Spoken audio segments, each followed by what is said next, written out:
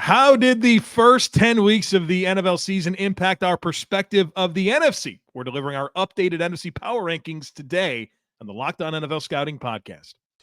You are Locked On NFL Scouting with the Draft Dudes, your daily podcast for NFL and college football scouting. Part of the Locked On Podcast Network, your team every day. What's better than this? It's guys being dudes here on the Locked On NFL Scouting Podcast. We are the Draft Dudes. I'm Joe Marino from Locked On Bills. He's Kyle Krabs from Locked On Dolphins. And we are your NFL experts here with you daily to talk team building across the league on the Locked On NFL Scouting Podcast with the Draft Dudes, part of the Locked On Podcast Network, your team every day. We'd like to thank you for making Locked On NFL Scouting your first listen every day, and a big welcome and shout out to our everydayers. You know who you are. Those of you who never miss a single episode, we appreciate y'all being here very, very much. Today's episode is brought to you by LinkedIn. LinkedIn Jobs helps you find the qualified candidates that you want to talk to faster. Post your job for free at linkedin.com/LockedOnNFL. That's linkedin.com/LockedOnNFL to post your job for free. Terms and conditions apply. Joe, happy Wednesday. Thank you. We are on the eve of week 11 of the The 2023 NFL season. Yeah. And it is our objective to talk about the NFC Power Rankings. I feel like we should probably acknowledge the team that we both had in our top 5 on yesterday's show that just lost their starting quarterback for the year. That news came out like 15 minutes ago. Deshaun Watson, starting quarterback for the Cleveland Browns, broken bone in his throwing shoulder, will miss the remainder of the season. Joe, how does that impact your ranking of the Browns? You had them 4th. Yeah. I had them 5th. We both had them just in front of the Houston Texans. And you also had them in front of the Jacksonville Jaguars. So they're 5-1 with Watson starting at quarterback this year, right? I believe that's factual. Yeah, while his play hasn't been stellar all the time, they're better with him in there. So if they're 5-1 with him, that means they're 1-2 without him. It's a tough climb. I mean, I know their defense is awesome, but you lose something there. So I think they're going to fight and claw to stay in it. And unfortunately, I think there's going to be a couple of 10-win teams in the AFC that don't get in. And, you know, we kind of went through the schedule beforehand, and they're probably 9-10 win team and not even sure if 10 gets it done. So hold them up against the New York Jets. I think it's a fun conversation. Real quick. Jets, another team, lost their starting quarterback, very talented defense. Browns have lost a couple guys on the offensive line, both tackles. Jets too. Nick Chubb, right? So Jets too. But point being, you got 2 really, really good defenses working with backup quarterbacks and watered down offensive casts. Take one the rest of the way. Which one you taking? Who wins more games? Cleveland. Cleveland? Yeah. Okay. I think got a little bit more of a pulse on offense. I'd be inclined to agree with that. Yeah. But that's a story for another day because we have to talk about the NFC. Well, there's a few teams with a pulse on offense here on the NFC side of the fence, too. Last time we were here, Joe, our respective top 5s were the Philadelphia Eagles at 1. You had the Detroit Lions at 2, San Francisco 49ers at 3, Dallas Cowboys at 4, Seattle Seahawks at 5. I had Philadelphia, San Francisco, Detroit, Dallas, Seattle. So we just had 2 and 3 flip-flop last time we were here. Do you want my entire top 5? Let's start with 1. I think we're probably on the same page here. Eagles. Yes. 2. Lions. Oh, you're sticking with it. Yeah, why would I switch? Why would I switch? Because the 49ers just went on the road and beat an 6-2 AFC contender by 31 points. Because they got their guys back, and the entire reason they lost all those games is because their guys were hurt. Let me see it again. Let me see it for a couple more weeks. I'm sticking with my Lions, man. Okay. And number 4? You're assuming the 49ers are 3 for me. Yes, I am. Yeah, they are. They are. Yeah. They are. Yeah, I mean, I kept them at number 1. It was kind of like a thing between you and I, and then they rip off 3 losses in a row. There's going to be a little bit. Oh, you feel some type of way about it? Yeah, we have a little punishment for that. You know what I mean? That's like me and Dallas. Week 2, I put Dallas at 1. I'm like, here we go, baby. Was that the Arizona game? Yeah, it was the Arizona game. Well, no, the Arizona game was week 4. They were at 1 for 2 weeks, and then they played the Arizona game, and then they played, I think, the was the San Francisco game like the next week or 2 weeks later? Pretty close, yeah. I was like, Yeah. holy smokes, guys. Yeah, not helping you at all. Dallas at 4. And at 5. Seattle. I have it Okay. exactly the same. You kept as top exactly 5. the same. Yep. I also kept it exactly the same. Ah. So the only really engaging point here, I think, is you could probably look at the middle 3. I think nobody's going to dispute Philadelphia at 1 with their record and their performance thus far this season. And they've beat Dallas already. They're going to get a head-to-head. I believe it's at home against San Francisco as well as a rematch of last year's NFC Championship game. So we'll get some more clarity there on the top of the bucket. But I think the middle 3, San Francisco has the head-to-head win over Dallas. But if you don't put San Francisco directly in front of Dallas, then I think there does open the door for the ambiguity of what order you want to put them in. So you have Detroit in front of the group of 2. I have San Francisco number 2, and then it gave me the wiggle room to put Detroit in between Dallas and San Francisco. It's kind of, I think, a team that's a bridge between the 2. Have you taken a gander at Seattle's upcoming schedule? It's not great. Oh, boy. So this week is okay at Rams, but it's a division game on the road. Those are always weird. Right? They already lost to the Rams this year, right? Mm-hmm. San Francisco at Dallas, at San Francisco, Philly. That's 2 of those Thursday games too. They have at least one Thursday game in there. Yeah, that Dallas game's Thanksgiving in Dallas. I'm pretty sure is Thanksgiving on in the Dallas. 30th? Wait, when is Thanksgiving? Hold on, I need to clarify this. No, that's the week after Thanksgiving. The Thanksgiving is the 20. It's the 23rd this week. But okay, so they still play on Thanksgiving. It's just against the 49ers. So they have 2 Thursday games in succession. Yes. Yeah. Yes. Throw your whole routine out of kilter. Right. You get San Francisco the second time. Is that one at home? They play San Francisco at home, yes. But then At 2 least weeks it's later, at- they go at to least San it's- Francisco. But they play in San Francisco on Thursday, or they play at home against San Francisco on Thursday? Their home game is the Thursday against San Francisco. Yeah. Okay. So that helps Makes it a them. little easier to swallow. But That helps them, yeah. But so like, there's San a very Francisco's- realistic you better beat the Rams. Oh, yeah, you better. That's an absolute must win. That gives you the margin that you need. Because then coming out of it, you have Tennessee, Pittsburgh, Arizona. Like you figure. You feel like you win at least 2 out two of out 3 of at those least, 3. right? Yeah. But them sitting at 6 right now, it's a pretty high leverage game against a team that you have a significantly better record than. Yep. They got to have it. They got to have it this week against the Rams in LA. Stafford playing. It's going to be big. Low-key, Philadelphia's schedule kind of is a gauntlet coming up as well. They've got Dallas coming up again. They have San Francisco again. They play Buffalo. They play at Kansas City. And they're at Seattle. Their next 5 games. Yep. At Kansas City, home against the Bills, home against the 49ers, at Dallas, at Seattle. It's tough. This month, there is a good chance to shake up this conference because it's felt like the last 3-4 weeks we've done NFC Power Rankings. It's generally been status quo, and then anything after 5, you could put them in any order 5 through 10, and then you could put them in any order 11 through 16.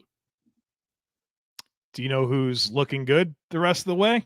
Schedule-wise? The Detroit Lions. The Detroit Lions. The whole thing was brought up last week on Takes on Takes. Like, if they get through the Chargers was like their big, like, can they do it moment. And then it's like at Dallas in week 17. That's the other one that they have to be weird. I mean, everyone else has got like a losing record, or the Vikings.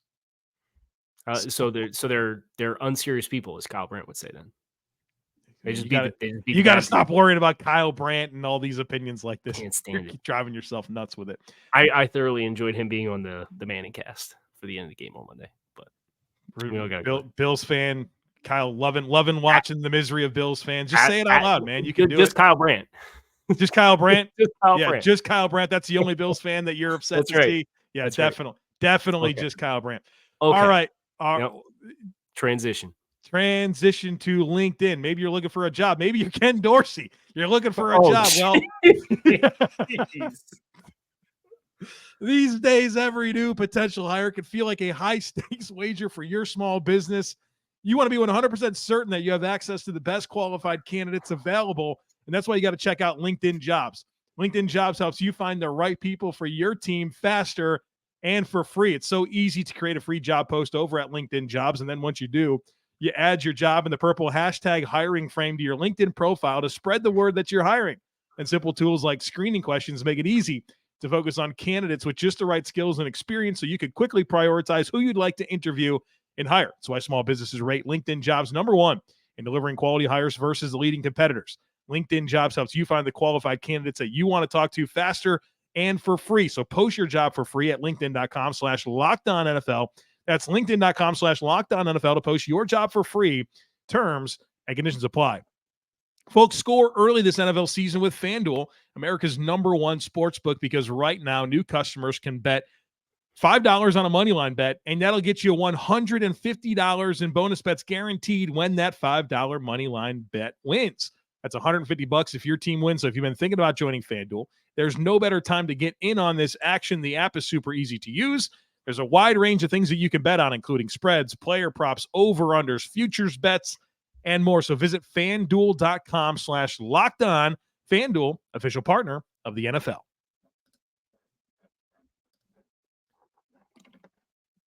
Right. So, moving on. Middle six through 11, the middle six of this conference. Still very jumbled, still very messy. Yeah, this is where I had some movement. Purple cockroaches at 6. Yeah, it got to be, right? Always and forever. At this point, here's where I'm happy that Minnesota is having success. Do you remember in the offseason we talked about the New York Giants and the Minnesota Vikings and them being playoff teams last year and them being in new regimes and how they approach things and the difference in strategy that we saw from the Giants and the Vikings throughout the course of the 2023 offseason? Mm-hmm. And we talked about how the Vikings, we felt like they had good process. They were realistic with themselves about what they were. They understood we still have to transition. We can't just jump feet first back into the deep end of the pool and expect that things are going to go well. So they move on from Dalvin Cook. They move on from some other guys. Kendricks, Smith. I mean, tons of Pat Pete. I mean, so many guys. It's nice to see good process rewarded. And that's where I'm happy for Minnesota.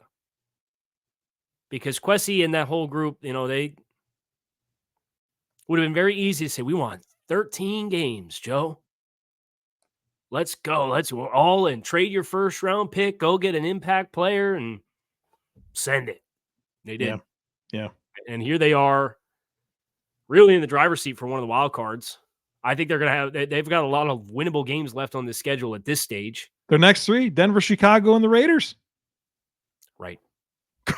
Go do it, man. Right. Props to you. You called this out. You talked about how they were going to have a positive point differential, which is going to be the big We're going to smash it, baby. We're going to smash Right. You're going to roll right through it. Not the script I had planned, but we'll take it. Minnesota, really the only consideration team I had here at 6. Yeah, they're 6. They've won, what is it? This 5 in a row, the 6 of the last 7. No Kirk Cousins, like Josh, the Pastronaut. They call him the Pastronaut. I don't know if you. I love it. I love it. Yeah. He's a rocket scientist, old Josh Dobbs there. So the Pastronaut. I get it. Yeah. Very clever. Impressed. We're impressed. They're 6. 7 for me is the Buccaneers. Okay. Tell me more about that. Well, it's not really about the Bucs so much as it is the rest of the list here. I think, what they got a win last week against Titans. That's helpful. They play at San Francisco next, which is very concerning. But to me, it's not necessarily about anything that I love about Tampa Bay. It's who's next. Is it New Orleans? Is it the Commanders? Are we going to do the Falcons? Who is it? It's got to be Tampa Bay. Okay. Just out of the options. I do have New Orleans next. Just think the talent is still here. Now, the talent's only going to take you so far. Derek Carr, I believe I saw, is in concussion protocol, so you're going to get a little run with Jameis Winston. This team, I think, is really being betrayed by its coaching and not being put in a lot of positions to be successful. But they have physically the players that they need to win this division. They are in first place at 5-5. They just lost. They're on the bye this week. They lost by 8 points to Minnesota. They made a late run. Minnesota jumped on them early. They're at Atlanta, Detroit, Carolina, Giants. They get Atlanta twice after the bye. Looking at it, they could still go out and do this thing. But yeah, absolutely. The bye week's critical for this team because they have just never they have not put together a single complete football game other than the Patriots in the midst of their meltdown when they beat them 34-0. Hey, someone's got to win the NFC South and host the Cowboys in week 1, right? Like, right. Put it in the wild card round. Yeah, I mean, if you're also looking for a contributing factor, right, the Bucks with the head-to-head win over the Saints, but it helps. I don't know, man. The Bucks won in last week. The Vikings lost, or the Saints lost to the Vikings. I think 7 and 8 is some combination of Tampa and New Orleans. We have it different. Okay, so then you have New Orleans at 8. Yeah, I have Tampa at 8. So we're just flip flop. How about 9? Washington. I can't. Why? What do you mean you can't? I can't. They got the best quarterback of any team that's in contention of these spots, unless you're going with the Rams. You and the Rams, you can't shake them. What is it about you and the Rams? Good coaching, good quarterback, good weapons, couple elite players. They're 3-6, and right, they've lost their last hurt. 3. They lost 4 of the last 5. They've been banged up. They've also not everybody's played. Banged up and hurt except for like one team. Who's the one team that's not Denver? Who's Greg Dulcich is the only one they have. Cincinnati, their like biggest injury right now is Tyson Anderson of like a safety. It's pretty wild that there's some teams that are in that good of shape right now. I can't imagine. So like I don't have a lot of sympathy for anybody's problems. They're 3-6. They just lost to Green Bay. Right. They had 187 yards of offense because who played? Brett Rippon started. The players available played. If you told me Matt Stafford's out for the year, then the Rams are going to be here. Well, until with whatever amount of Matthew Stafford they've had, they're 3-6. I don't know. I hope Washington plays them. They don't. Washington's a competitive team. They score points. Sam Howell has yards. They have some talented players on defense. Like Commanders, man, take command. Traded 2 of their better players away. Right. And they won the next game against New England. I guess that's not a big deal. And they took Seattle to the brink a little bit there. 31st in the league in scoring defense. They got problems, man. Negative 57-point differential. At least they played the Eagles close. Both guys scored 31 against the Eagles twice, though. They've been competitive in every game except for the Buffalo game. And even that game, it was like 14-10 in the fourth quarter. I don't know. I got a little more love for, I guess, the Chicago game. But listen, I got a little more love for Washington than I think you do. You do. I can confirm that you do. Because I have the 9. Who do you have at 10? The Falcons. I have the Falcons at 10 as well. What is there to say about Atlanta, man? Like, perpetual shoot yourself in the foot team that just has blinders on too. I'm all about process. But Arthur Smith is convinced he's the smartest guy on the planet. Utilization of these players. 2-6 in their last 8. 2-6 in their last 8. Lost 3 in a row to the Titans, Vikings, and Cardinals. When you put it like that, I keep worrying about what Kurt Warner has to say about your quarterback. He'd rather talk about climate change, Cal. Climate change. Right. I would too if I was the head coach of the Atlanta Falcons. I'm talking about something else other than my football team. Right. Yeah, I get it. And then I have the Commanders at 11. I have the Packers at 11. You have the Packers at 11. Speaking of perpetually hurt football teams, right? Yep. Got Packers above the Rams, Kyle. Can you believe it? I think there's a reasonable case for the bottom half of this conference to look pretty much however you want until you probably get to about 13. So you do what you got to do. The middle class of the NFC, folks. What a thrilling bunch this is. But we'll get to the bottom 5, which is even more thrilling here in just a moment. We got to tell you about PrizePicks, folks. You got to check them out. PrizePicks is the funnest, most exciting, easiest way to play daily fantasy sports. The format is incredible. I love it. It's just you versus the numbers. It's not you against thousands of other players. including pros and sharks. It's just you versus numbers. Here's what you do. You select 2 or more players. You pick more or less on their projected stats, and you place your entry. That's it. It doesn't take long. Picks can be made in under a minute. And when you win, the withdrawals are super, super quick. I love watching all these sports right now. Love them even more when I have a PrizePicks entry going into a slate of games. It just makes it that much more exciting. So go to prizepicks.com/LockedOnNFL and use code LockedOnNFL for a first deposit match up to $100. Again, that's prizepicks.com/LockedOnNFL. Use code LockedOnNFL for a first deposit match up to $100. PrizePicks, daily fantasy sports made easy. So you've already tipped the bottom 5. You said you had the LA Rams at 12. Yep. In your group. All right. I have the Green Bay Packers at 12, which you have at 11 in your group. I mean, we've talked about the Rams. When Matthew Stafford plays, they're a reasonable football team. When he doesn't play, they're an unserious football team. They're unserious people. Unserious people. Which is the quote. Unserious people. Wait, unserious was your word to describe the Chicago Bears defensive line in the offseason. So, Kyle Brandt used that to describe my football team 2 weeks ago after they lost by touchdown on the Chiefs. Clearly a listener. You wanted to put that right back on you. It was definitely intentional. Yeah, it's outrageous. So we have the same 4 teams. We have the same 4 teams. Who cares? Because I got to deal with the questions on my show about it. Just ignore them. People ask me. My listeners ask me about it. Say, hey, Kyle Brandt's a Bills fan. He doesn't have good things to say about the Dolphins. You should probably just ignore him and be a happier person. He would tell you he loves the Dolphins. Told everybody in the program he loves the Dolphins. He's corny, man. He gave him the angry runs, though. You got the 2 guys. That was big of him. It's true. What are we talking about? The Packers and the Rams, right? The Packers. We're talking about how the Cardinals are the 13th team in the NFC. Oh, really? I moved the Cardinals up, but I didn't have them jump the Bears, who I have at 13. Okay.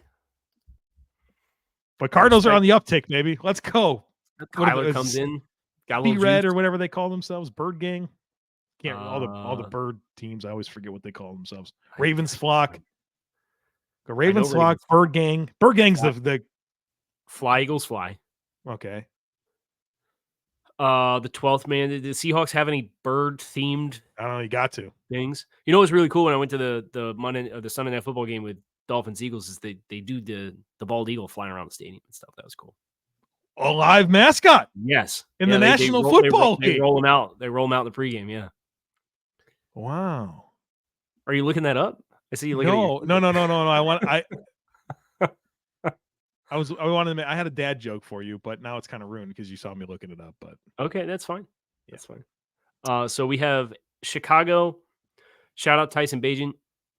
So did he light the world on fire? No, but small school quarterback, undrafted, 4th quarterback to start camp, gets a couple starts, wins a couple games in lieu of Justin Fields, who it sounds like will be back this week based on reports this morning, as long as practice goes well, whatever that means for Justin Fields. I think he's earned himself a long-term outlook as an NFL player, as an undrafted free agent quarterback, which is really cool. Yeah, there's no question about it. I mean, and he earned that as well in the preseason. He beat out Peterman, right? So good on him.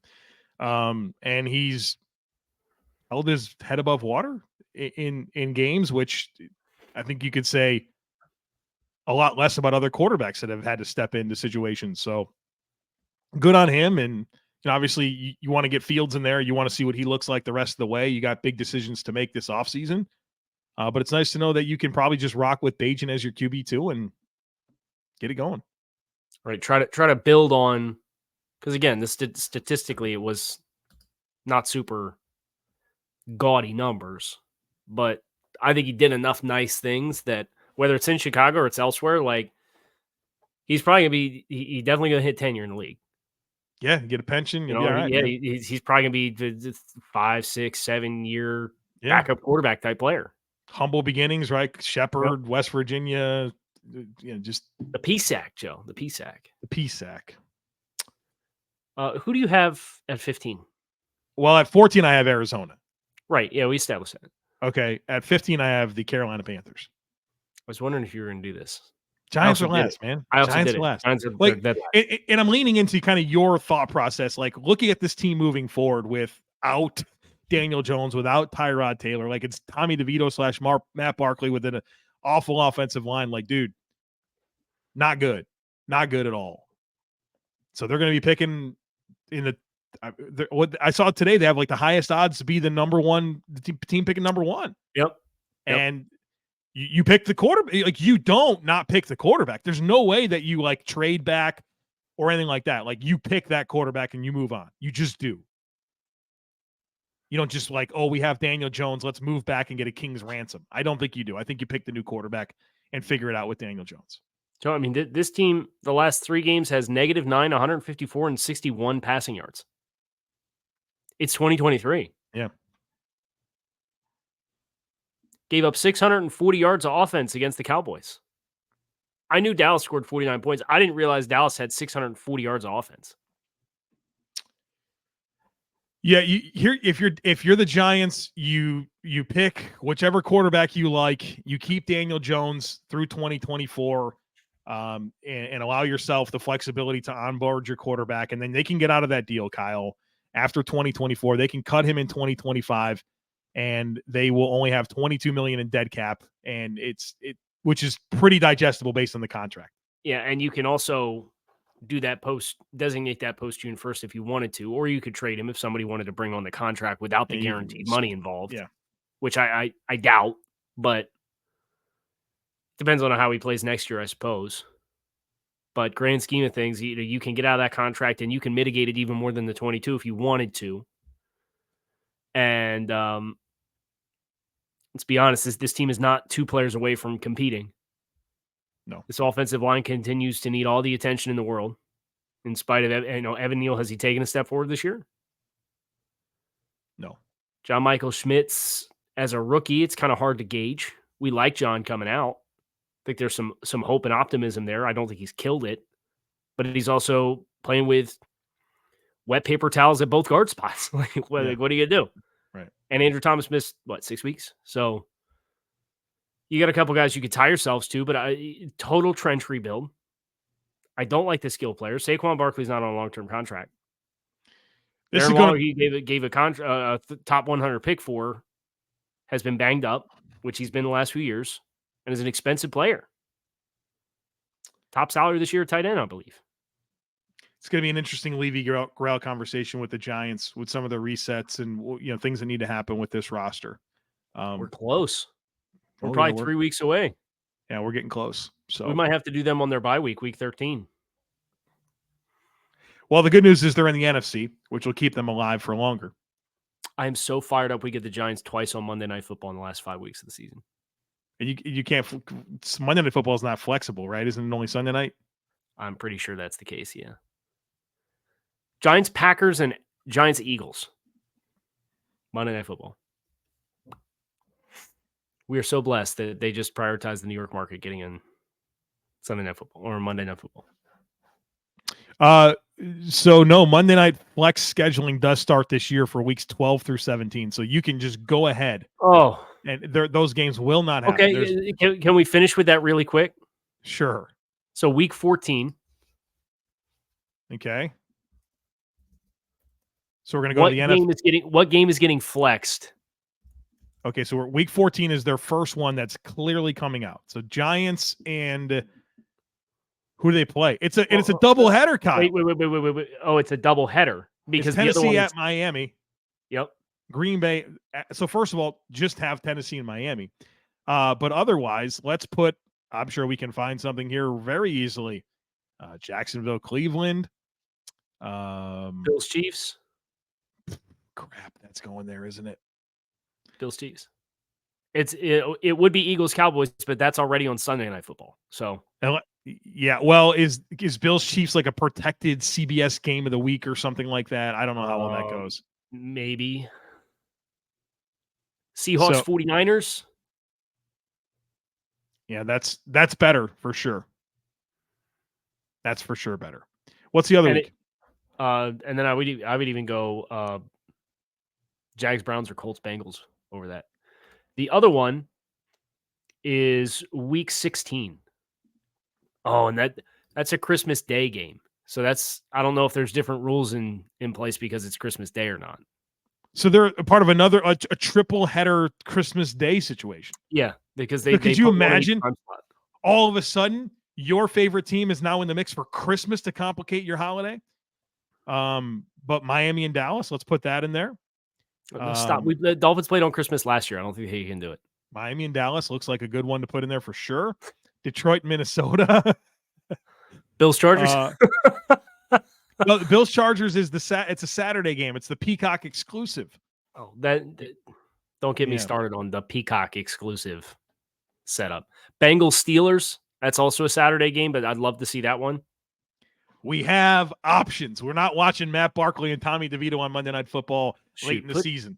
Put Cardinals Bears in there too.